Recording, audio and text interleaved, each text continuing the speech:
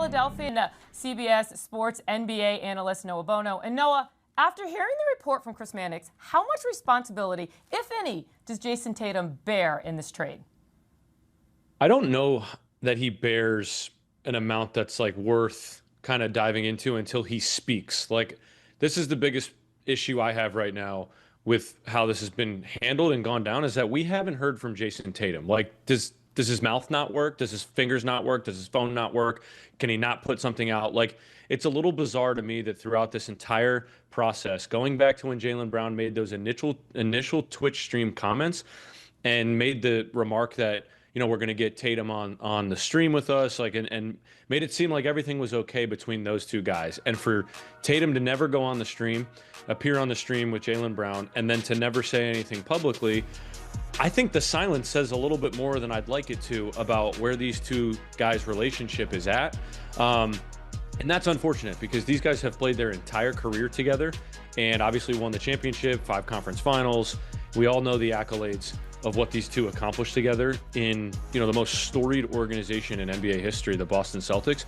So I don't appreciate from Jason Tatum, the silence. Like, if you went to the principal's office a couple days in a row and you go home and you don't hear from your older brother or your younger brother, whoever, because these guys were brothers, you don't ask and check in on you like, yo, is everything okay? What's going on? That's what we're looking for. Like, and maybe, we could be overreacting. Maybe he's made comments to and have conversations with Jaylen Brown behind the scenes. I don't want to go on your Twitch. We're good. But I just think if he wanted Brown there, he could have said enough to Brad Stevens in this group to overlook an outspoken man like Jaylen Brown on his Twitch stream and say, hey, man, we got our best chance at winning championships if he's on our team. And I don't know that statement was made behind the scenes, and that's maybe why we're looking at what we're looking at here. Yeah, I agree. The silence speaks volumes. All right, so the Sixers added Brown. They also signed Anthony Simons to a 2-year deal on Thursday. Do you see the 76ers team as championship caliber? Oh, yeah. They're legit. Like, they are every bit of what it takes to win a championship, and it starts with Jaylen Brown, and then it goes right into the fact that they have an all-NBA caliber point guard in Tyrese Maxey, an emerging young star in VJ Edgecombe, who didn't just have like a quiet, decent rookie year last year. He bursted onto the scene in a big way, and then not to mention a former MVP in Joel Embiid. And I'm not really going to dive into this more so from the Joel Embiid angle. Like, I think the Philadelphia 76ers are going to be much better positioned throughout the regular season, knowing that they can be much, much less dependent on Joel Embiid's availability. Like, it really doesn't matter if he plays only another 40 games this year, less than 40 games like he's done the past several years. It doesn't matter because when you can ride a guy like Jaylen Brown and Tyrese Maxey, like, that's an unbelievable 1-2 punch. And then some of the pieces that they're bringing in alongside him with Anthony Simons punch off the bench. He's shot over 40% from 3 multiple times in his career. He's been a 20-plus point per game scorer multiple times with the Portland Trailblazers. And then Dean Wade, a solid 4-man, 3-and-D guy. Like, they're putting around the necessary pieces that you need to put. And really, where my belief starts and ends with this Philadelphia 76ers team is how much I believe in those two guys, Jaylen Brown and Tyrese Maxey. I think Tyrese Maxey is already surpassed being one of the 5 best point guards in the league. I think he proved that to a lot of us this year.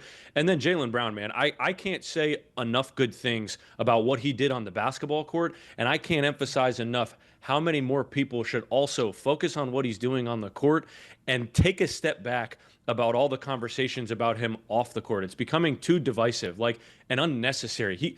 How many athletes have Twitch streams and podcasts and are outspoken across all sports? Like, Micah Parsons has a podcast. He has a comment every Monday after a Cowboys or a Packers loss. Like, I think that this is becoming way more blown out of proportion because he's outspoken. I just don't think people are comfortable with what with his messaging.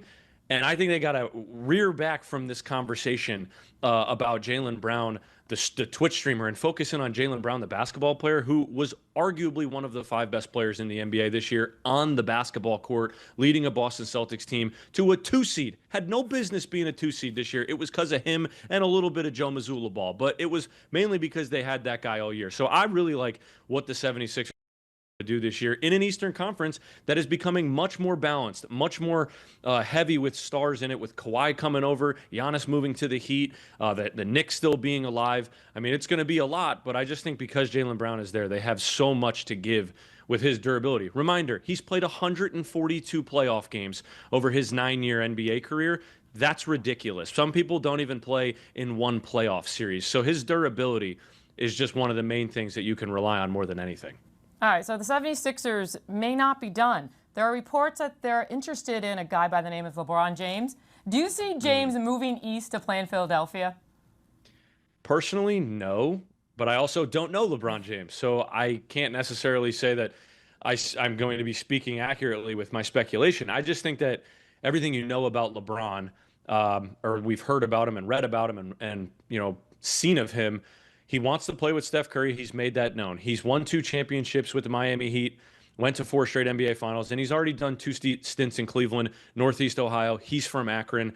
To me, that makes the most sense rather than this Philadelphia angle. Do I think he would fit perfectly on this Philadelphia team? Yeah, I mean, LeBron James would fit anywhere you put him on a basketball court. So anybody wondering, like, what's the best fit for LeBron, year 24, going to be 42 next year, he can play anywhere. He can do anything. We just witnessed him be a third option behind Austin Reeves and Luka Doncic, who, by the way, he had no business being a third option behind Austin Reeves.